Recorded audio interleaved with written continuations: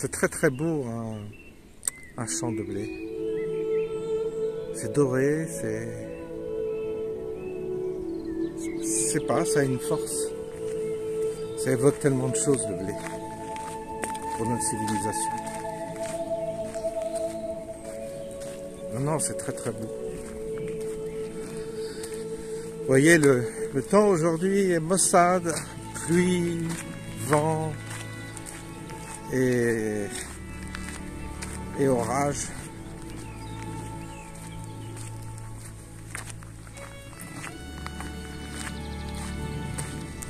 Bah, ça fait du bien de temps en temps de retrouver nos habitudes, nos marches qui nous permettent de réfléchir,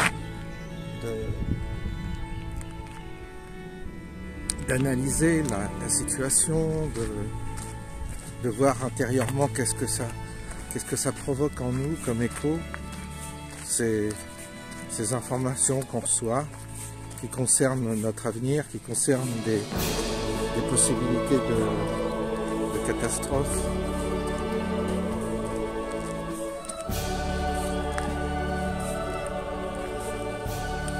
C'était la fête de la musique hier. J'ai vu que certains s'étaient amusés. Moi, je suis plus dans tout ça du tout. J'ai décroché définitivement de ces manifestations où il y a du monde, où ça s'agite, et c'est plus du tout mon monde. C'est comme ça, hein. Il y a un moment dans la vie où on n'accroche plus avec ça. Et on n'accroche plus avec beaucoup de choses. On n'accroche plus avec les humains. Il y a quelque chose qui s'est comme fracturé, et ça donne plus aucun plaisir et aucune joie d'être en compagnie des humains. Très très vite on constate que le couvercle est très bas. On peut très très vite s'apercevoir que personne n'est, peu de monde sont branchés sur la question essentielle, et du coup on est toujours avec des égos, on est toujours dans ce registre où je parle de moi, je parle de mes enfants, je parle de mes succès, ou de mes problèmes. En tous les cas, je parle de moi. C'est moi, le centre du monde, et c'est moi qui parle de moi. Alors, vous savez, je suis un peu fatigué de faire l'auditeur tout le temps. Je vous l'ai déjà dit, mais c'est vrai que les relations humaines se résument à ça. J'écoute, et les gens se racontent. Ils aiment bien. Ils aiment bien raconter des anecdotes de leur vie. Ils aiment bien se raconter. De là à entreprendre un échange, oh là là, un échange.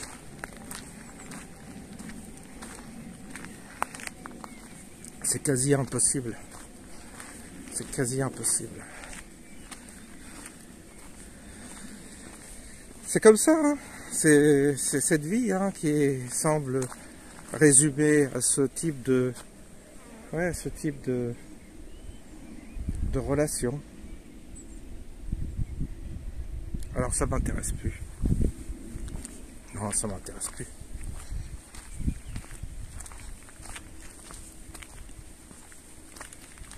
On voit bien qu'on est au bout. On est au bout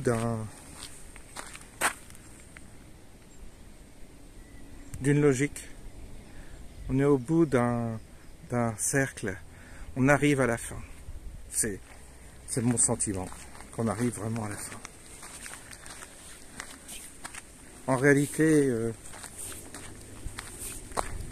les humains sont tellement éloignés du centre, que il ne reste plus que chez certains des vestiges de l'ancien monde, des vestiges de quelque chose qui avait quand même de la valeur, mais il reste que des vestiges. Il n'y a plus du tout la qualité qui est là. il y a une perte de qualité. Et donc, c'est bien simple. Une fois que vous avez perdu cette qualité-là, on est plus heureux quand on est seul que quand on est en compagnie. La compagnie devient un fardeau. La compagnie devient pesante.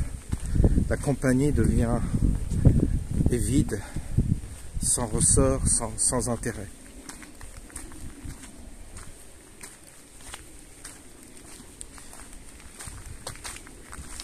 Ce qui serait intéressant, c'est de sortir des banalités déjà. Et il y a énormément de banalités, de conventions. Et ça pèse encore énormément dans les comportements mentaux. Que de banalités, que de banalités.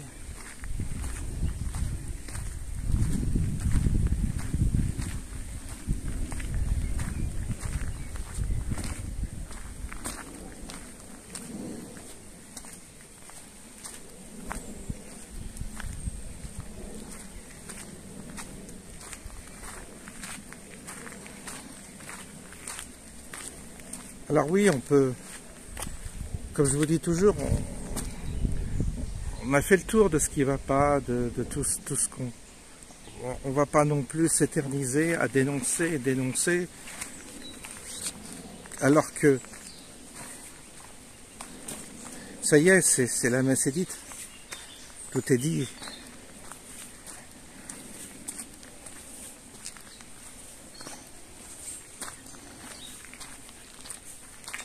On est vraiment dans une impasse parce que soit le modèle, soit ce modèle dans lequel on est, on le sauve, on échappe à la destruction de ce modèle, c'est-à-dire on échappe à la guerre, pour être clair, et ce modèle-là, qui va continuer comme une forme d'agonie, il va se dégrader, ce modèle, progressivement.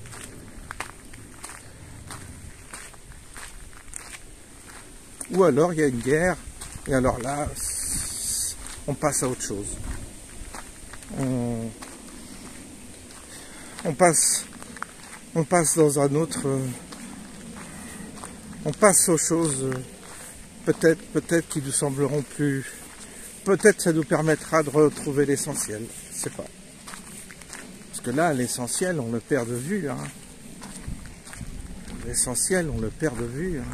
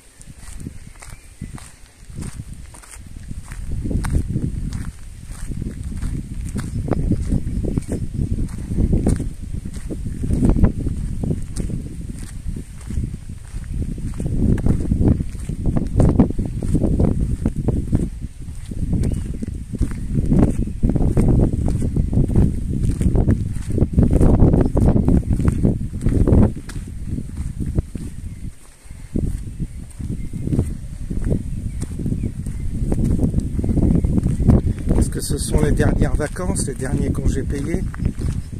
Il semble que ça ressemble à quelque chose comme ça. Ça sent les dernières vacances. La dernière récréation. Ça sent ça.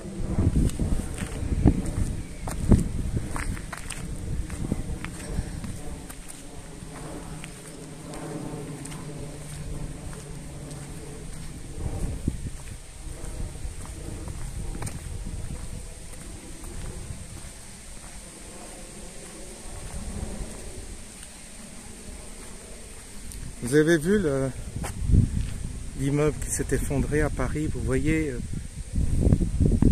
le rame d'âme que ça fait, un immeuble. Imaginez que des bombes tombent sur Paris. Imaginez. ou en province, ou dans des grandes villes.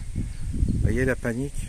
Vous voyez les morts, les blessés qui gisent comme ça, et puis personne pour sauver, c'est la panique partout. On a du mal à imaginer aujourd'hui ce qu'est la guerre, ce qu'est une guerre. On a du mal à imaginer. Bah, imaginez que l'immeuble à Paris, il n'y a plus de secours, il n'y a plus rien. Que les gens vont être écrasés comme ça, dedans. C'est ce qui se passait à la guerre, hein. C'est ce qui est arrivé. Hein. Puis il n'y a plus personne capable de prendre de bonnes initiatives et de réagir correctement dans ces moments-là. C'est panique à bord, tout le monde se sauve. C'est une situation qui paraît même absolument pas envisageable pour les gens. Non, on n'y croit pas. On ne croit pas que ça va arriver. On croit que ça va continuer comme ça, qu'on va continuer à aller en vacances, qu'on va acheter la petite auto, qu'on va continuer le vendredi soir à aller au restaurant, que les enfants vont faire leurs études, et s'ils sont ingénieurs et doués, ils iront travailler à l'étranger. On pense qu'on pourra toujours prendre sa retraite dans le sud, là où il y a du soleil, là où il y a du beau temps. Eh oui, on croit encore à tout ça. On croit encore à tout ça. Et puis, il y a les autres qui sont dans des centres de remise en forme, des centres de spiritualité, des centres où les coachs et tout ce monde-là vit encore dans une illusion, une véritable illusion. Personne ne sent le problème, personne ne voit le problème, personne ne voit le gros problème.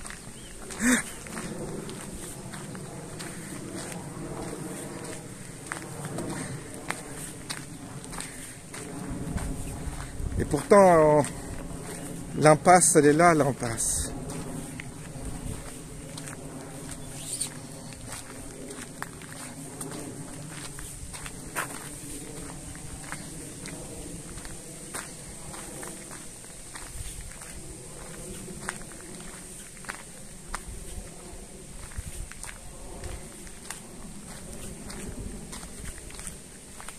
Au cours de mon existence, j'ai eu très peu de rencontres. Très peu de rencontres. Qu'est-ce qu'on appelle une rencontre? Une rencontre, c'est quand un esprit rencontre un autre esprit, quand une âme rencontre une autre âme. C'est ça une rencontre. C'est quand quelque chose se passe. Et du coup, il y a une fécondation, parce que la complicité avec qui vous êtes, la personne avec qui vous êtes, est productive, produit quelque chose de nouveau, des idées nouvelles, des initiatives nouvelles. Non, j'ai eu peu de rencontres. J'en ai eu, mais ça s'est pas soldé forcément par... ça s'est soldé souvent par un échec plutôt. Oui. Parce que il y a une usure dans la rencontre, il y a une usure. Et puis, il y a une usure et il n'y a pas forcément la volonté de garantir cette rencontre, de garantir l'échange. C'est très curieux, vous savez, ces mécanismes où quelque chose se passe et d'un seul coup, vous savez, les enfants, ils aiment casser leurs jouets. Ben, les hommes, c'est un peu pareil. Quand ils ont quelque chose qui fonctionne, qui marche bien, il y a un moment donné où ils veulent le casser. C'est trop bien, ça marche trop bien.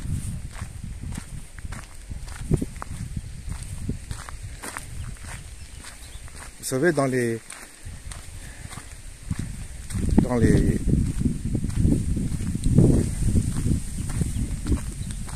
les amitiés et dans les relations comme ça, où s'établit quelque chose de vraiment productif, c'est-à-dire qu'il y a oui, il y a un échange, il y a une confrontation d'idées parfois, mais qui est évolutive, il y a une quête, il y a un qui rebondit sur ce que dit l'autre, etc.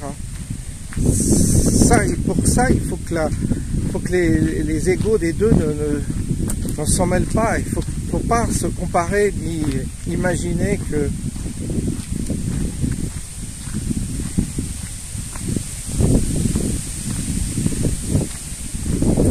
soit on est supérieur.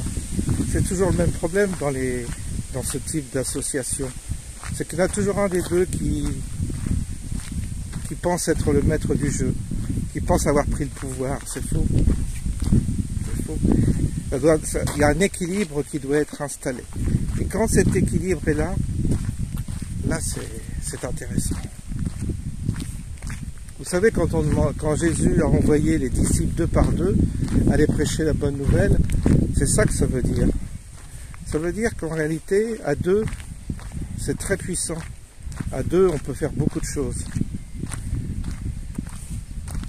À deux, c'est comme un couple. C'est pas une question de rapport amoureux, c'est une question de fonction qui est beaucoup plus intéressante que quand on est vraiment seul. On n'a pas de confrontation quand on est seul, on n'a pas de vis-à-vis, on n'a pas de répondant.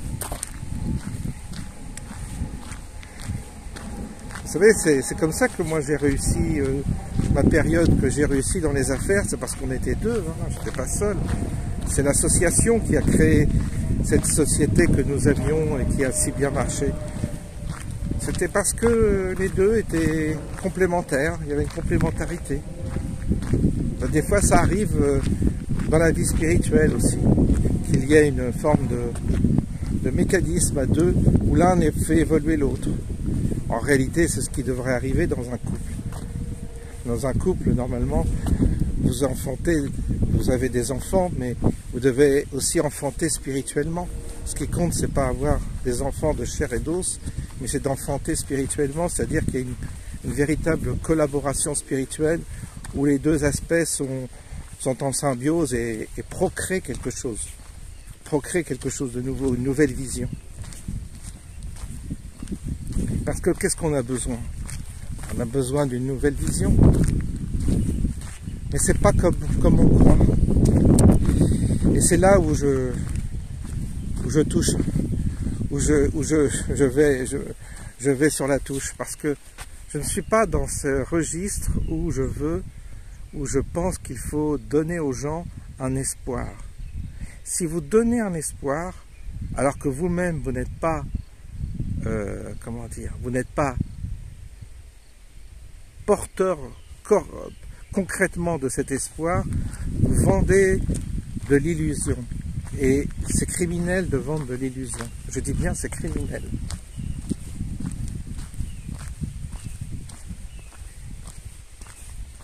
Et puis, vendre de l'espoir, c'est piégeant. Parce que la question, la nouvelle perspective dans cet état que nous sommes, c'est-à-dire dans un état de crise totale, la perspective, elle n'est pas politique, on le sait. La perspective, elle n'est pas sociale, on le sait, ça a été fait. Et elle n'est pas religieuse, on le sait, ça a été fait également. Donc vous voyez, on a déjà expérimenté plusieurs choses. On sait que c'est pas la religion, on sait que c'est pas le sociétal, la société, le social, tout ce que vous voulez, et on sait que c'est pas non plus matériel, un confort matériel. C'est autre chose. C'est autre chose qu'il faut entrevoir. C'est autre chose. Alors vous allez me dire, on ne peut pas le formuler.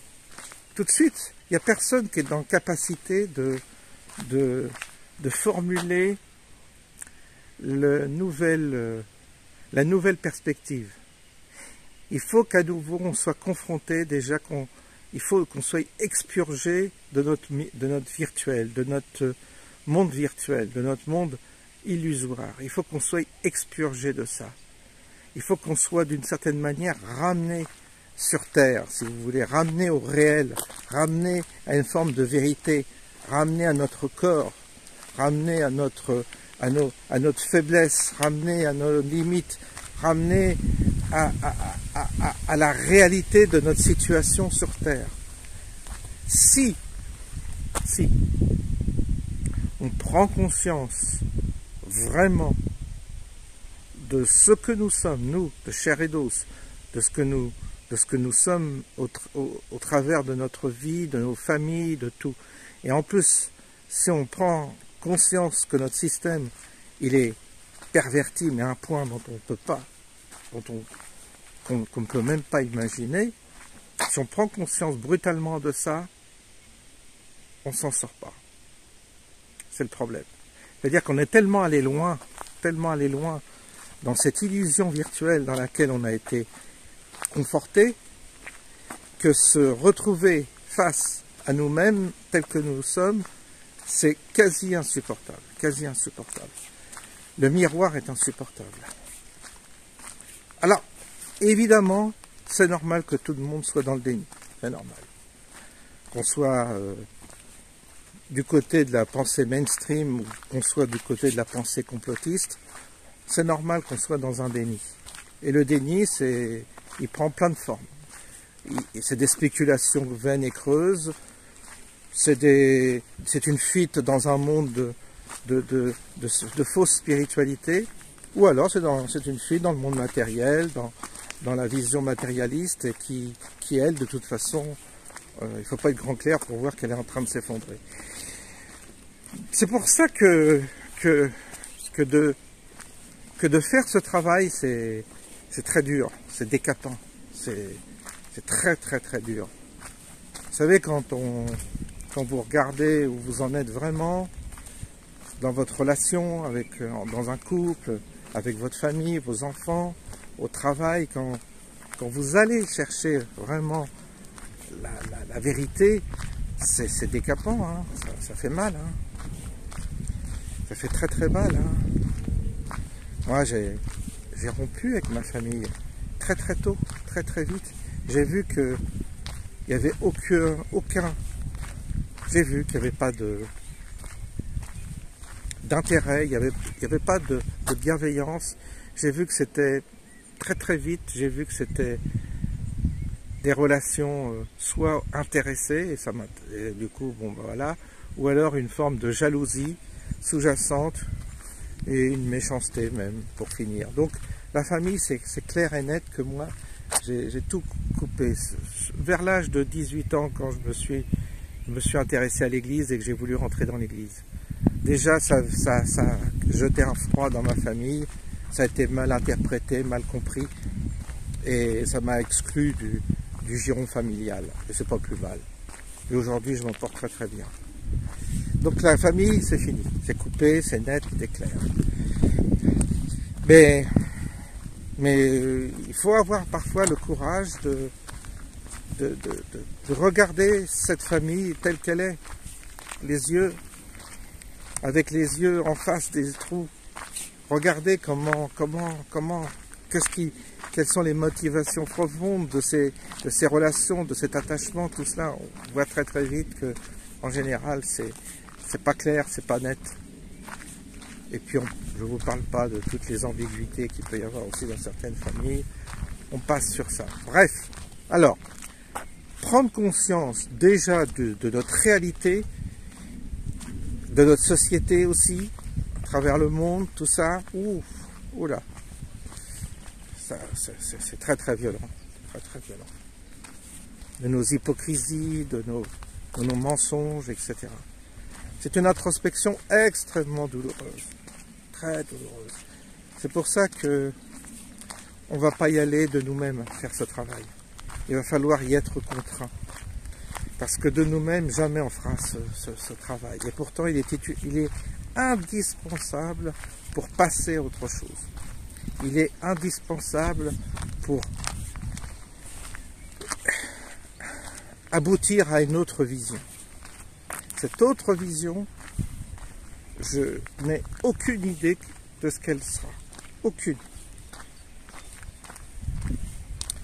C'est pas du tout comme on croit en tout cas.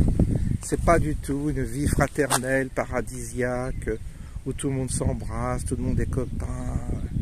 Ça, c'est un autre mensonge, c'est pas ça. C'est pas ça, et c'est pour ça que beaucoup et tous se plantent dans ces expériences communautaires, parce que c'est pas ça. Ce sera pas ça. Une harmonie avec la nature, les animaux qui viennent manger dans notre main, etc. Un monde gentil, douillet, où il n'y a plus de mal, où il n'y a plus de méchants, il n'y a plus de violeurs.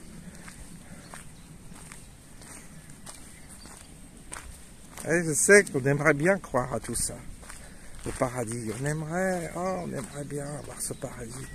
On aimerait bien qu'un jour il y ait un paradis sur Terre. C'est pas encore ça.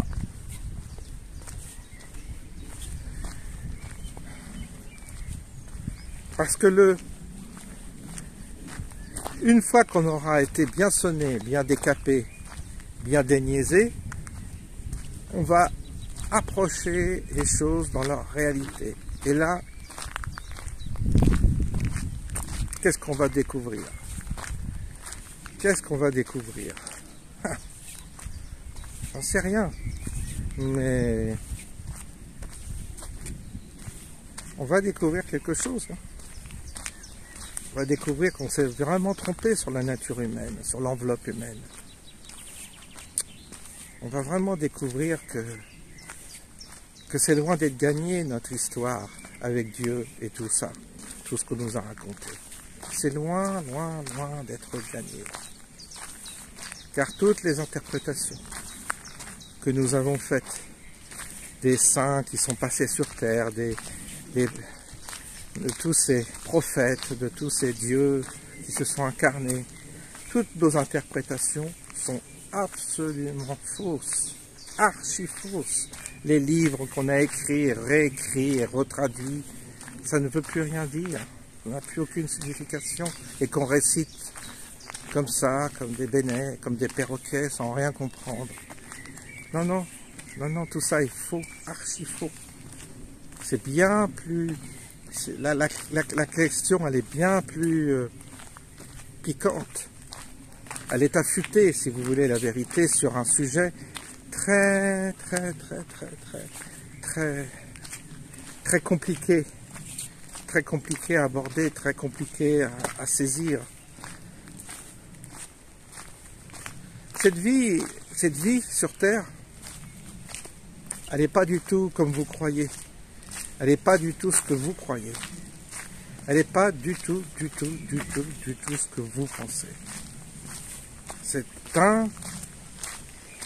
une situation dont on a perdu le contrôle et dont on ignore la véritable utilité. Vous croyez que c'est moral? Ça n'a rien à voir avec la morale. Rien. Vous croyez que c'est une évolution? Pas l'évolution comme on l'entend. D'une certaine manière, c'est une évolution, mais pas comme on l'entend.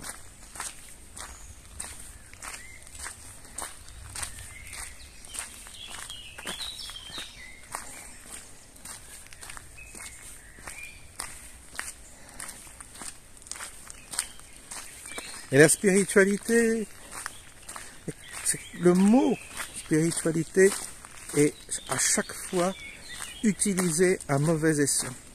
Ce n'est pas ce que vous croyez, la spiritualité. C'est pas du tout ce que vous croyez. Là aussi, on brode.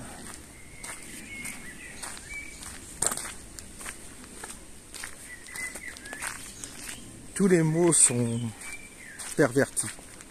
tous les mots qu'on utilise, l'amour, c'est perverti. La spiritualité, c'est perverti. La prière, c'est perverti. Tous ces mots qu'on utilise comme ça, c'est perverti. Donc, voyez un peu le chantier qui nous attend. Voyez un peu le chantier.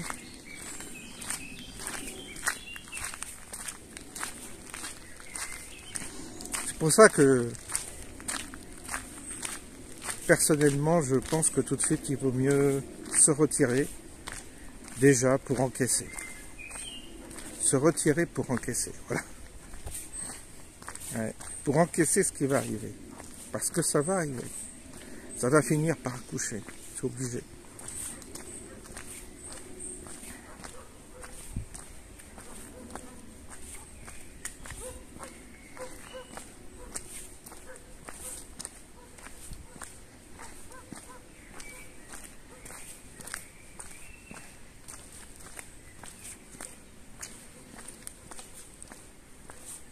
Vous savez, le meilleur film qui parle de ça, ça reste, et je le répète, certains le savent, beaucoup le savent, mais c'est Matrix. Hein. Ah oui, c'est le meilleur film qui soit. Le meilleur film initiatique qui soit, c'est Matrix. Ouais, le premier film, quoi.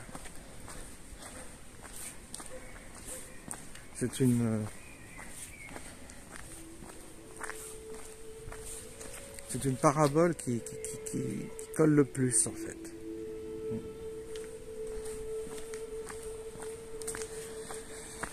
Voilà, écoutez, je vous souhaite une bonne soirée ou une bonne journée si vous découvrez cette vidéo le matin, et je vous dis à bientôt.